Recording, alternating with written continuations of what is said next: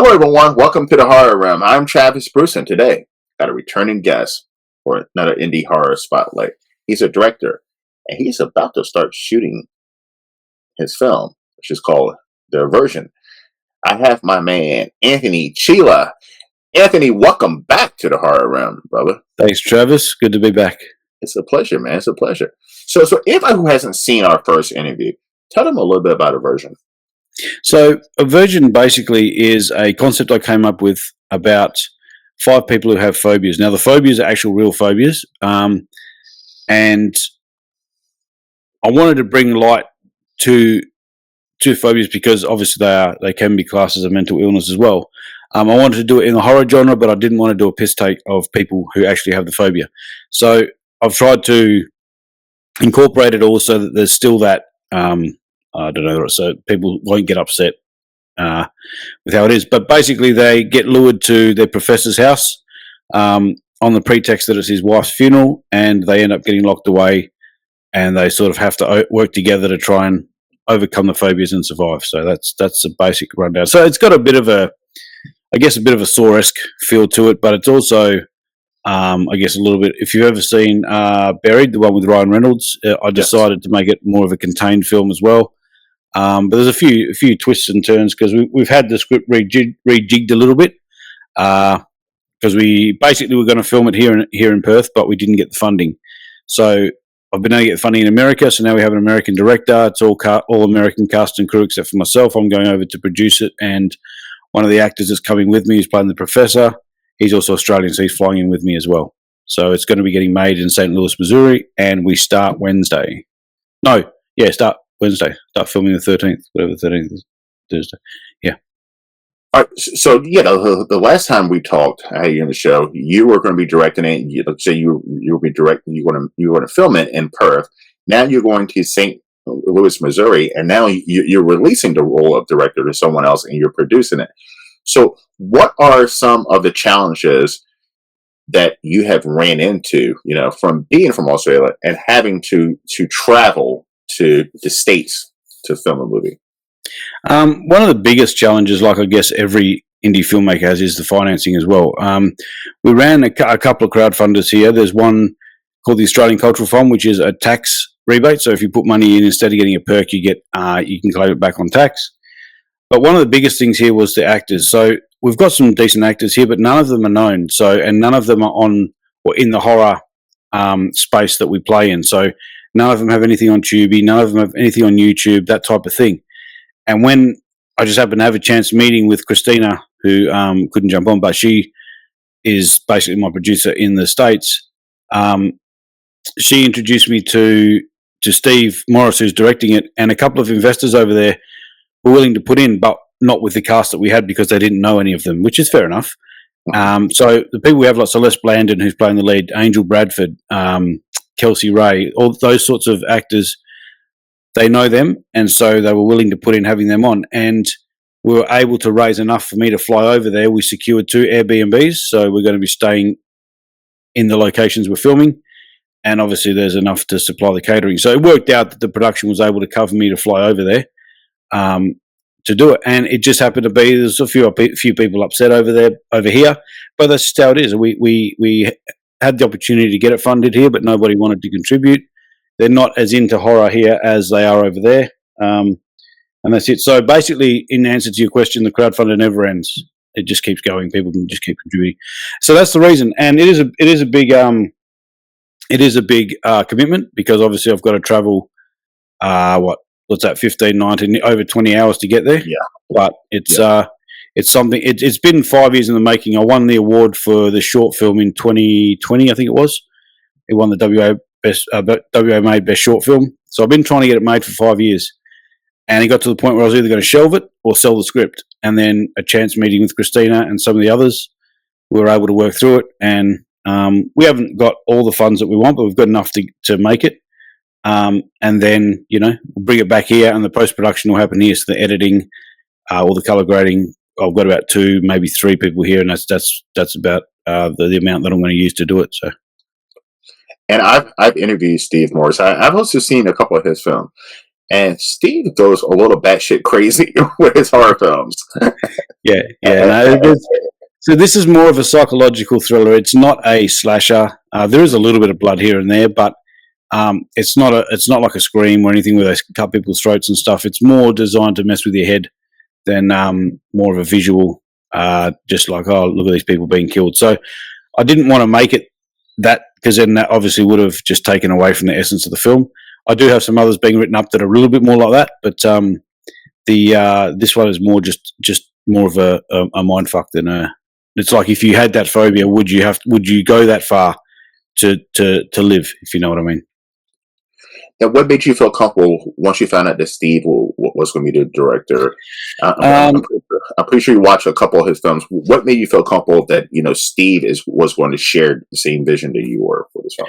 well, originally we had another director before Steve. Nice guy, Jaron, but he was more in the TV series space. So he hadn't done a lot of the film or the horror stuff as far as we went. And when Christina floated the idea of Steve, and a lot of the actors, when it was sort of preliminary mentioned that he was going to be in it, were jumping on board, and some of the investors said, yeah, we're happy, we'd love to have Steve on board. It sort of was a bit of a no-brainer.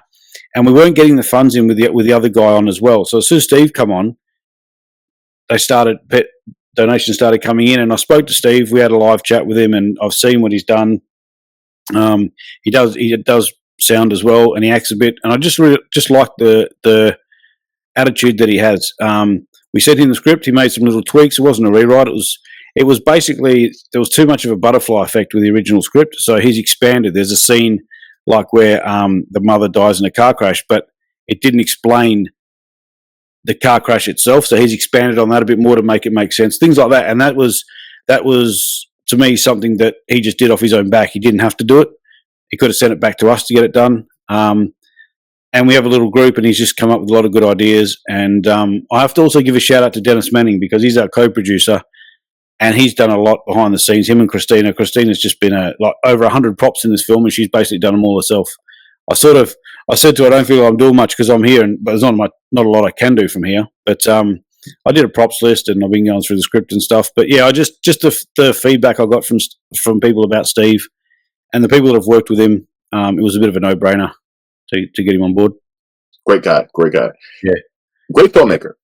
Now, Anthony, there's a lot of new filmmakers, in your home country, here in the States, or across the world, and they want to jump into the indie filmmaking, and a lot of them, they think, oh my goodness, a lot of people are having such success with crowdfunding.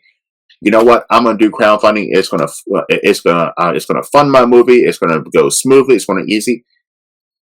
How hard is it to run a successful crowdfunding campaign? It's basically a full-time second job.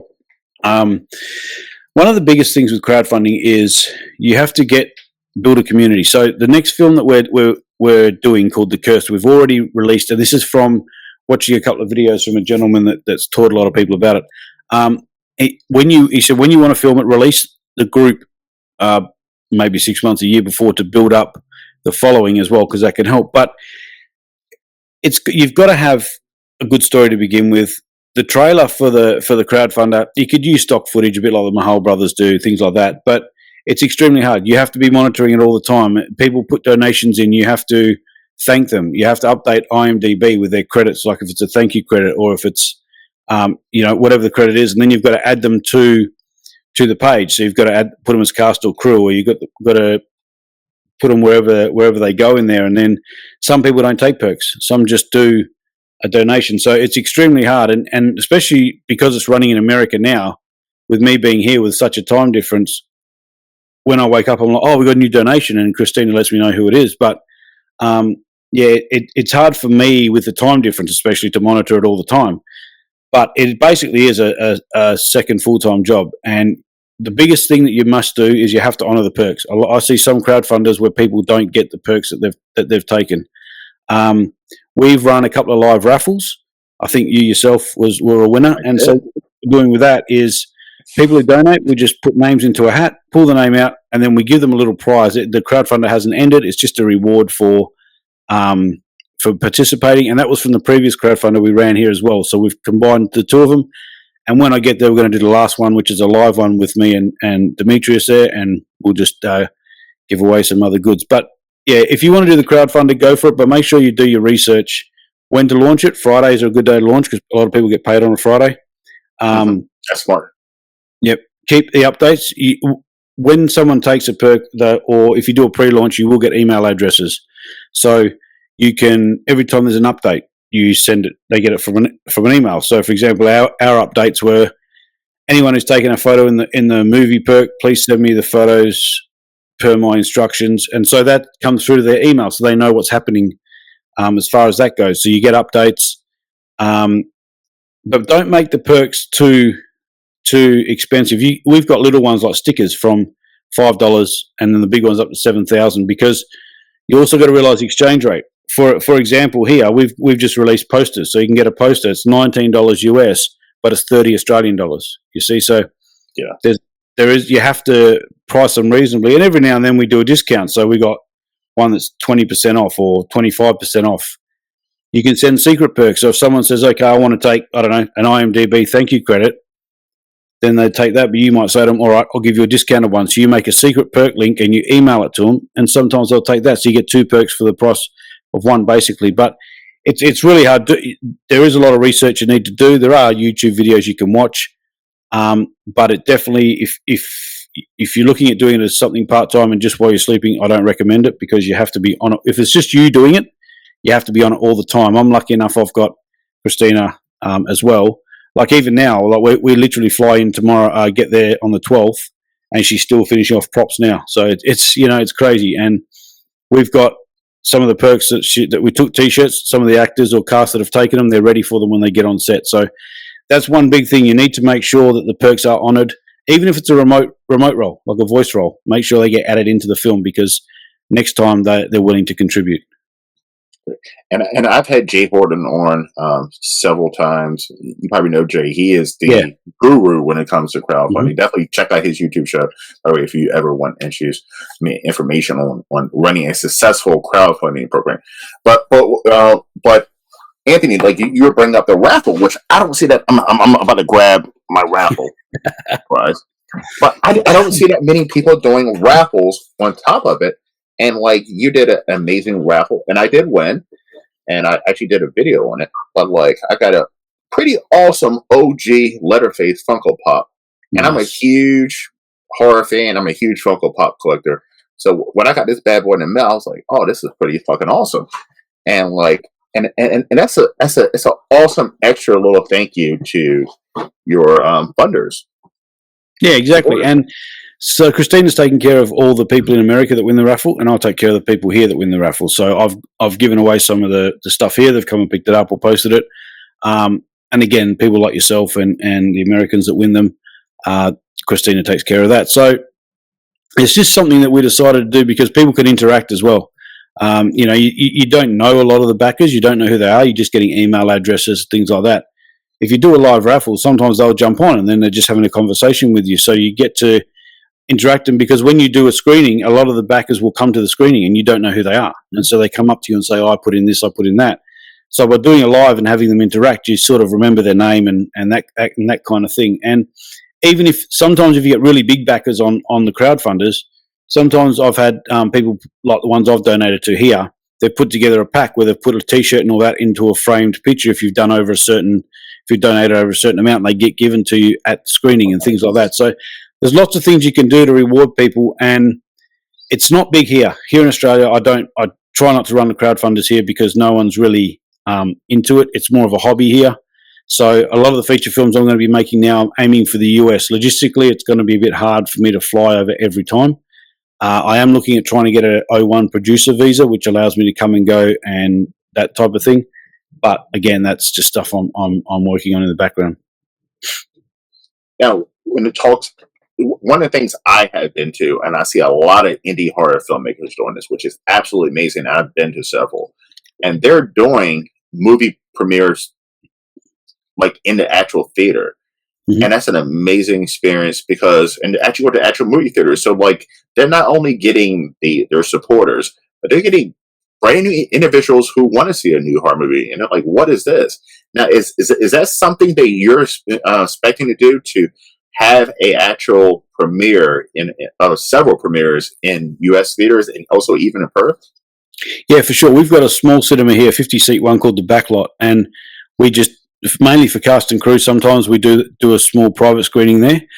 We can do 3 screenings over like a 3-hour block, but there is another cinema that holds about 500 that we do screenings at. But we're going to do theatrical releases here. One of the distribution companies we're looking at going with, you pay them a certain amount and they'll do a week's run for you in LA, in a certain amount of theatres in LA. Excuse me. And Christina and all that are going to look at getting it in theatres over there. We might look at doing, because the guy that owns the Backlot knows a lot of theatre, people that own theatres. So we might end up doing it like a run down south, doing some theatres, but definitely there. And also, obviously, on your streaming platforms like Tubi and YouTube and things like that, and trying to get it to foreign territories. So, I like doing theatre releases because you get to interact with people. You get the repeater wall where they can have their photos.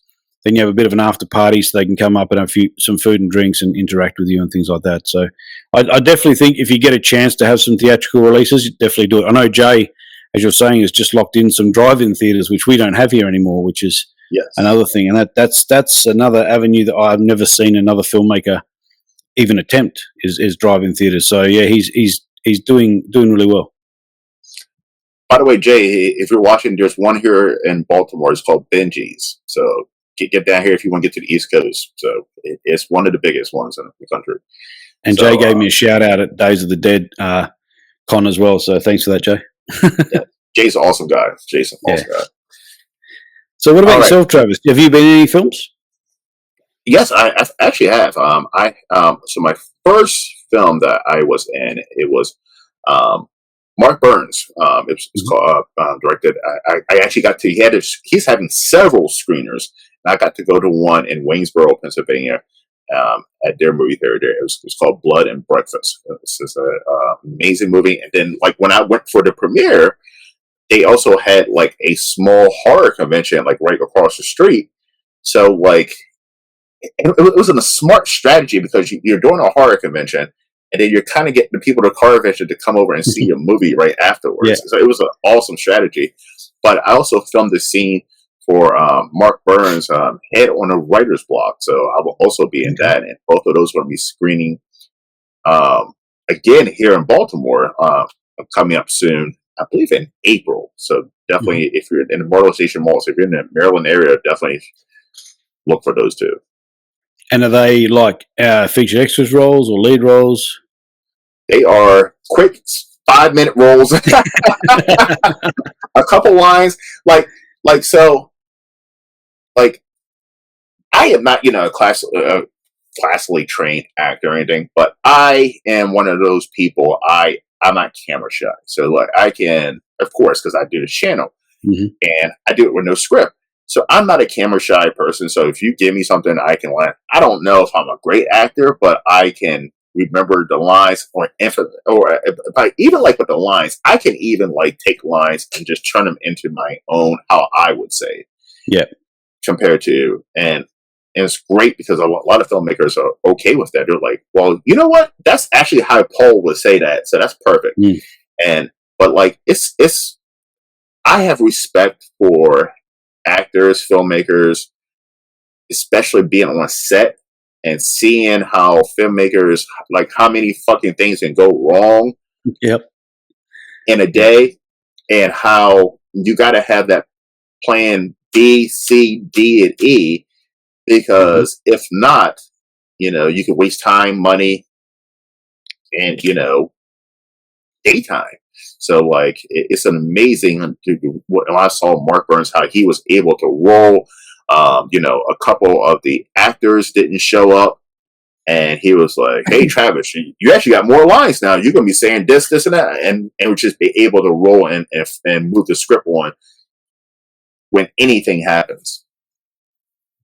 Yeah, well, because I did a little bit of acting, and I was always told that the script is always just like a guideline. It's sort of, besides giving you the action, so I used to get my actors to go away and pretend to be that character And is that, like you said, is that what they would say? Is that how they would act? And then they come back saying, how about we try this? How about we try that? And I think having feedback from actors on their actual character, not just having someone say, no, you're doing it this way, makes the film look a lot better. Because otherwise it's too robotic and, you're just like, oh, this is boring, I'll switch it off. So, yeah, it's good when you can do that. It just makes it, I feel, gives it more of a good feel to the film. I agree. Because in my role in head of the writer's block, I was playing an asshole character, you know what I mean? And I was like, oh, this character seems a little too nice. I need him to call this woman a bitch. Like, you know what I mean? I need this guy's an asshole. So he would use the word bitch. You know what I mean? Like, so like, I definitely added, I definitely made that character the asshole he was supposed to be. Yeah. And I think I've had a lot of people say as well, when you get a character like that, if they're not like that normally in person, sometimes it's harder for them to become that sort of like a serial killer or whatever. And I've had people trying to get cast as a pedophile and they won't do it because it's not so much that they don't like the role, they just can't bring themselves to play that kind of a role, and which is fair enough. But it's hard to go from being a nice person in real life to all of a sudden, fuck, I'm going to go kill this person. I think that's one of the hardest parts. I think the other way isn't too bad. If you're not, coming back to be a nicer person, I guess that's maybe a little bit easier. I've never really had to do a lot of that stuff. So I actually like playing an asshole. I kind of played an asshole in both of my roles, and I'm like, oh, I played a great asshole. And I'm not an asshole in real life, but I play a great asshole. And one of the things I do, what I was doing while I was trying to get in the mindset of an asshole, I use real people in my life. Not people I know right now, but people I grew up with. And I'm like, what would an asshole say and do? and I'm like, oh, like I grew up this house named Calvin. This is how Calvin would say this shit. And I turned myself pretty much into Calvin in that scene. Yeah. Okay. Interesting. Yeah. So, all right. So now, you're flying out to St. Louis, Missouri. By the way, you'll be freezing your ass off. So I've got a lot of winter stuff. I just put a jacket. as we are here in Maryland. Now, how many days are you planning on shooting? So it's going to be a quick 12-day shoot. Okay. We're looking at around 12 to 16-hour days possibly. And the majority of it is inside. So there are two Airbnbs. And there's a university scene. There's only, I think, a couple of flashback scenes that require us to be outdoors. The university will have some extras outdoors. But, 12 days. So I leave there to come back here on the 24th or 23rd, I think. So it's going to be a really quick turnaround. But, everything's in place to get it done. We've got a good crew. And it's just going to be smashed out. Steve likes to film in the morning. So basically, normally here we would do, we'd start at 5 or 6 at night and go through till, 9, 10 a.m. But Steve likes to go around. He likes to start around 10 a.m. and go through till whenever you finish at 3 or 4 in the morning. He just prefers to do that. Have a bit of a rest in the morning, get everything together, and then start. We don't really have. I don't think we'll have an issue of blacking out windows. If we need to, we'll just do that because most of it takes place at night time. But I think with the weather over there and stuff, it's not going to be too much of an issue. So, there's those little different things. Like here, we usually film 10 hours and have a 40-minute break. Over there, I think we were going to start at 10, and Christina, when she comes from work at like 3, we're going to have a break then. So some things are a little bit different here, which might take a little bit of getting used to. But, 12 days and pretty long days doing that. So, Awesome. But I'm looking forward to it. I'm looking forward to it, man, too. All right, Steve. So listen, where can everyone find you and support your work? So we have a Facebook page called AVERSION the Movie. So it's a public group. They can jump on there. It's got all the updates. We also have the crowdfunder. So it's on Indiegogo. Just type in AVERSION and that'll come up. And I think, it's just there, really. I mean, if you want to know anything, you can PM myself or Christina Lafsa. Happy to answer your question, answer anything you have. But there's the Facebook page as well. So just if you want to jump on and interact in there, a lot of stuff gets added on. We have an AVERSION cast and crew page, but that's just for the cast and crew. But the public page has all the updates on there as we go along and do them. So there is the link. I will put the link up to the crowdfunder on the Facebook page as well after this video. And even if you can't contribute, if you could just share it, that helps as well, because it also, I'm limited to groups that I can share here. I share in like my indie films and Mahal, but over there's a lot more groups that people can share in. So I can only share to so much just because there's not that much interest here. And so the more people that can share it, then the better chance we have. Love it, man. Love it. Listen, Anthony, by the way, I want to thank you, man, because you're also a huge supporter of my show, and you share a lot of my stuff, and you definitely have helped my show grow over the year and a half it has. So I appreciate you. No problem. And listen, everyone, the link to the Indiegogo for AVERSION is down in the description box. So please go ahead and support and share. And also look out for AVERSION. Yeah. So coming to the theater near you, hopefully somewhere in the States. And also it will be. Yes. And we're going to try and work it out, but if we can, when we do a screening here, we're going to try and live stream in a couple of the actors, maybe, if that works. So I'll try and see if I can get that done as well. So don't know logistically the times, but that's later on after it's edited. So we're hoping, if everything goes right, it should be ready July, maybe June, July. So we want to have a trailer done by May, because the distribution company, they then send it to Cannes Film Festival and AFM, American Film Festival, or Film Market. So if we can have a trailer done by then, it will be sent out to a lot more places, and then from there they ship it out to international territories and whatever else happens. But the crowdfunder isn't ending. Christina's just said she's going to keep it running because it's in demand. So it could keep running till March, April. So if you want to put anything in, go for it or share. But yeah, Travis, your channel's awesome. I love what you do, because you're focusing on people who are in that real low indie space as well. So obviously you get guys like Jay who are a little bit higher up, but everyone's doing the same thing, and everyone's trying to build a community and get content out there.